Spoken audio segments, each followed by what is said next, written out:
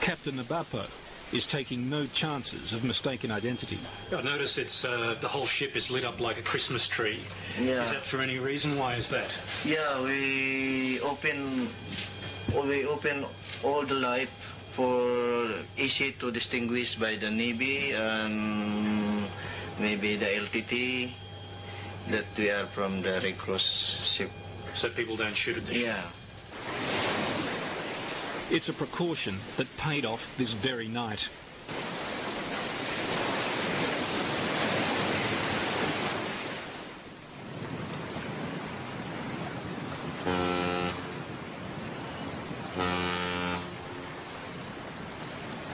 At the entrance to Jaffna's seaport, Java Gulf dodges the wreckage of 16 years of civil war.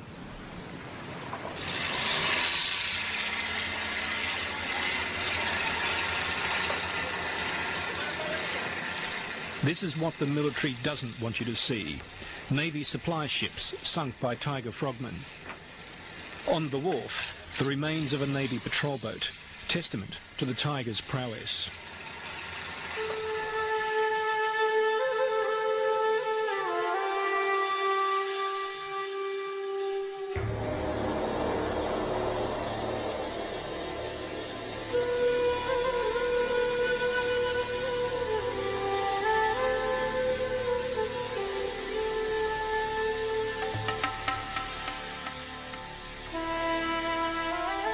Jaffna is a city of symbolism in this ethnic conflict between the Tamil minority and Sri Lanka's Singhalese majority. For the Tigers, this is the heartland of Tamil nationalism.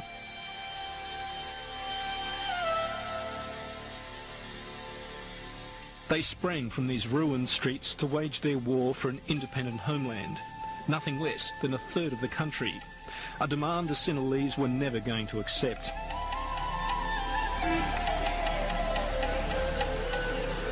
3 years ago, the city was recaptured by the Singhalese-dominated army.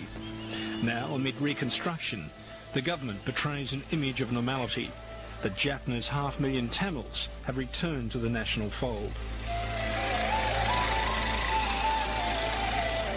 Normal civil administration is functioning, and there are a few hiccups on and off, like which would happen in any area where there is a terrorist problem.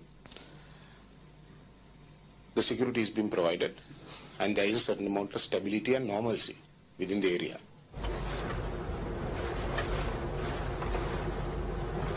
You'll notice the fishnet around the checkpoint. Yeah. The idea of that is to stop people throwing hand grenades into the checkpoint as they go cycling past. Australian John Dixon has run the United Nations refugee operations here for 2 years. Who are in the jail. He's seen it all before in Cambodia and Bosnia and believes the government's story is flawed, its control precarious. I think the government would like everybody to believe that things are normal and getting back to normal in Jaffna. And very, very slowly they are, but it's not anywhere near at the speed or the rate of reconstruction which the government says it is. And basically the government which is shooting itself in the foot by not being able to resolve the problems of security, of transport and the closed market economy. And of course this could all change again overnight. The opposing forces could sweep in here overnight again. Absolutely. In fact, we believe that there's a very strong cadre in town at the moment, in the peninsula at the moment. The LTT are here in force and can, if not take the peninsula at this stage, can certainly disrupt the lifestyle here very, very quickly.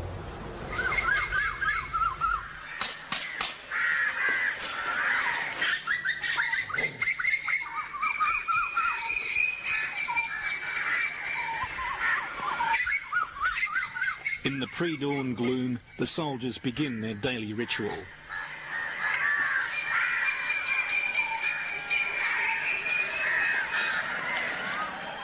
Officially, they say Jaffna is a cleared area, but in reality, at least 600 Tigers operate underground here.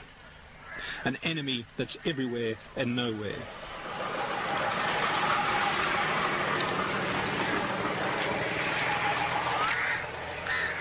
Each night, Tigers lay remote-controlled landmines.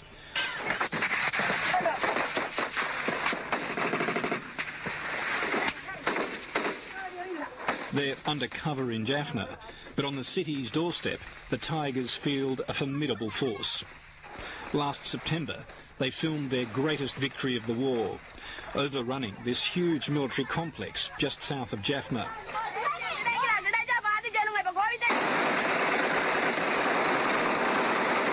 Waves of young Tiger fighters, mainly teenage boys and girls, inflicted staggering losses on the army. 1,500 dead, 2,000 wounded. The man in charge of this military disaster was none other than General Gunawardena, who was soon promoted to command all of Jaffna. You're trying to win a hearts and minds campaign. You're trying to gain the confidence of the local people. And yet a large, well-equipped army can lose such a battle. I mean, what does that do to your standing, your reputation here? No, I don't consider that it was a loss as such, because it was, as I say, when the odds are against you, you have to take certain decisions. Now, I was the commander of that division when this thing took place, and I gave the instructions for them to withdraw to a particular point from which they could defend themselves better.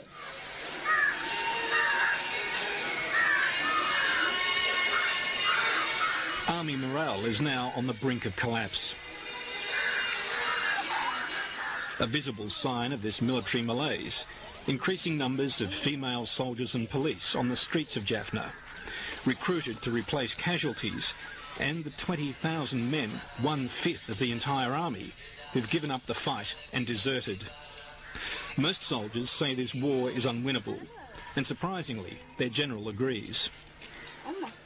Our aim is mainly to keep on weakening the enemy, so that a political solution can be reached. There is no military solution to this type of problem.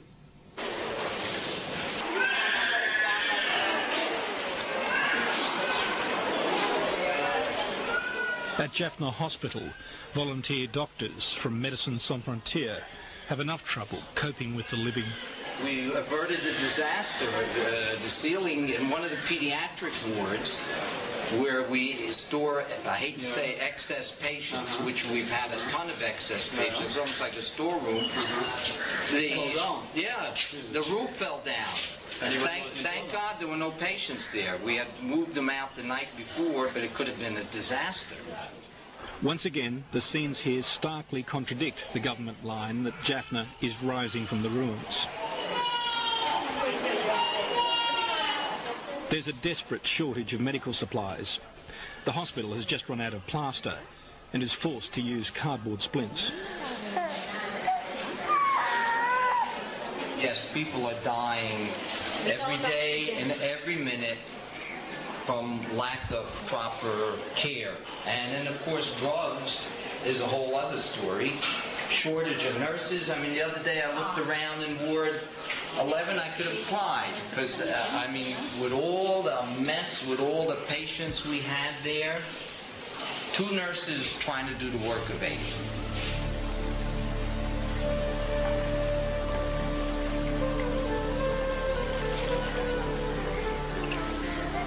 Each morning, the Jaffna Lagoon Wharf is the scene of an extraordinary homecoming.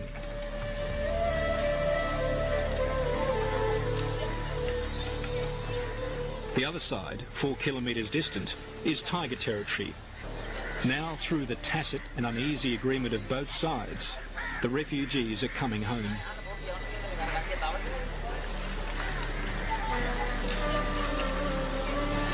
And you get a lot of people coming through now? Yes. Today I think about 100 people. 100 people. 100 people? Yeah. That's a lot of people to move through here. Yeah, always welcome to their people because we are all Sri Lankans, no? They may be welcome, but the soldiers aren't going to risk getting shot at in saving them. That task falls to the fishermen, many of them boys, no older than 12.